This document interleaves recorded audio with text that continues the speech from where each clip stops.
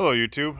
So the purpose of this channel is to document the life of the Kufals. We're a family of four. I'm the father, and my wife Nina and our two kids, Ruby and Frederick. They're twins, they're 8. Um, we just wanted to start this channel to kind of follow us along and see how the homestead, we're calling it, quote unquote, is going to come along from beginning to end. We closed on the house about 2 weeks ago. In that time, I have been laid off due to the COVID-19, but it's probably a blessing in disguise because we're going to be moving some stuff around in the house and getting some trees pruned and some all sorts of stuff done to the house. So maybe we'll give you a quick tour around the place. We moved here from a little town. We were in the city, and we've moved out to about 3 acres of land. And yeah, so let me show you around. So this is the outside of the house. We'll get to the inside of the house on a separate one probably. But so this is kind of the outside. We're in the backyard right now. Kind of the outside of the house. In the garage, in the back of the garage, we have a few cherry trees over here. There's 2 cherry trees. I've done some major pruning to the trees already within the week and a half. It's kind of windy out today, I apologize.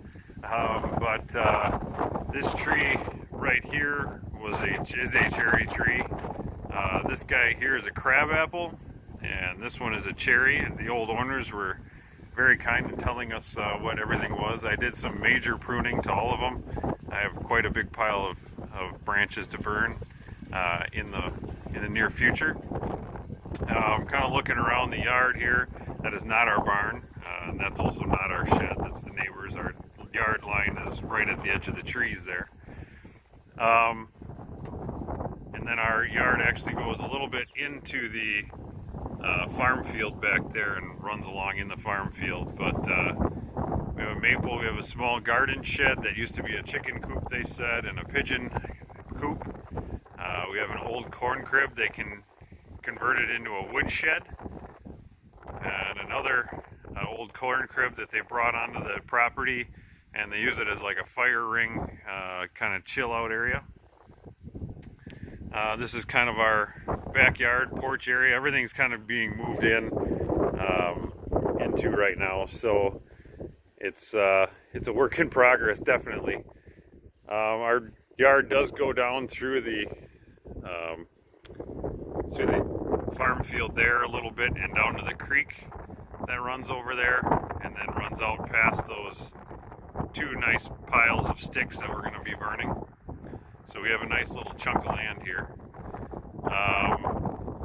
This house was originally built, this part of the house was in the 50s, but I think it's an 1800s house originally. The old windmill, it's got an antenna up there. I don't know if that's coming down or not. We'll see. The old owners had 2 horses here at one time, so there's a little horse shelter there that they would keep things in. I did have a problem the first couple of days here. We were backing up with water, and turns out that the outcropping of the water was down, and it would just go into the dirt and kind of end there. So I had to dig all that up in the rain one day. That was awesome. But here we have an apple tree that I'm in the middle of pruning. That's a work in progress. I've never had any apple trees or pear trees before, so we're in the middle of that, kind of getting it back into shape. I've already taken quite a bit of wood off of it, and quite a bit more is going to come off, so I'll take you along on that one. This tree here, I guess, is a pear tree. It is massive, and we'll be hitting that one shortly as far as pruning goes. Going to be using some of the wood from the cherry trees, the crabapple, the apple, the pear, for some smoking for smoked meat. So that'll be good. We'll figure that out as well. We're kind of new to this. Hopefully we're gonna try to be a little more self-sustainable with this property, making a food forest and some pretty cool stuff. So this is another apple tree. It's kind of in ill repair, but we're gonna see if we can save it. I don't know if we're gonna be able to save the other apple tree. It's kind of hollow. So that's that apple tree there. And then way over here, there's 2 plum trees, supposedly. The old owner said that if we can get plums to grow here, we'll probably have to fence it off because there are deer trails coming over from the marsh that's on the other side of the road like crazy, and at night we do see a ton of deer over in that marsh down the road. So that's a plum tree there, and then the marsh is across. These are our pile of sticks from all the other trees, and then the river runs down and along there. It's just basically a runoff river, nothing too exciting. And then yeah, that's the house and the front of the house.